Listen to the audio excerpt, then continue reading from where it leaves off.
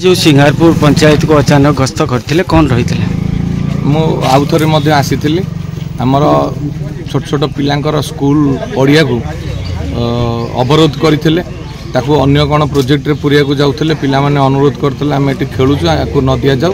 ताकू स्थगित रखागला स्कूल को फेरे दिगला एवं ये गोटे अमृत सरोवर योजना ना रे ये गोटे पोखरी मशाणीटा को खोली देते से मो तत्कालीन बीडीओ और तहसीलदार कही इमिडिएट पोतिया कारण मशाणी गाँव में ना से हूँ मशाणी से यहाँ पोता सरी तेणु बीडीओ को बहुत बहुत धन्यवाद आउ जे थिले पूर्वतन तहसीलदार से नहांती तेणु जो कथा आम गुरुत्व देइथिलु से काम सरी आ गोटे रही जाइए जोटी कि मशाणी पाखे जोटी आमर चाषी भाई मैंने सेठी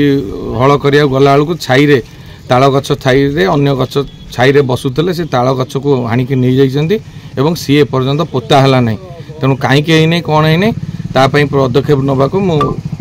तहसीलदार महोदय और बीडीओ महोदय स्टेप नेबे एवं एठी रास्ता उपर बाली पकईकि अवरोध करी बेपार करूँ इमिडिएट सीज करेंगे जो गाड़ी आसू जहाँ आसू से बाली की सब सीज करेंगे कारण रास्ता है गमनागमन रास्ता पब्लिक रोड रे कई बेपार कर परिचयटा कह मो ना जितेंद्र साहू सिंगारपुर ग्राम पंचायत। आज जो सिंगारपुर ग्राम पंचायत को विधायक अचानक गस्त करते कौन थिला उद्देश्य?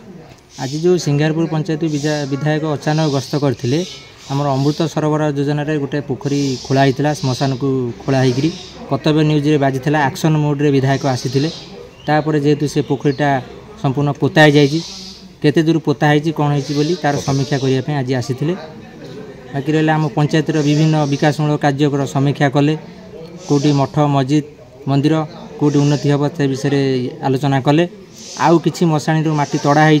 कि ताल गछ भी नहीं जाइए सेटा भी तहसीलदार महोदय को कहले आंपर एक्शन नि जाऊ आउ एठी बर्तमान बाली बेपार कर मशाणी सामने बाली पकई बाली बेपार कर सेटा केमती सीज करा सबुदिन बाली बंद रहिबो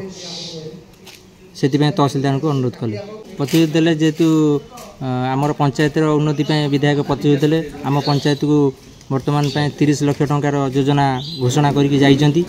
सबू कार्यकारी आगामी दिन में हम।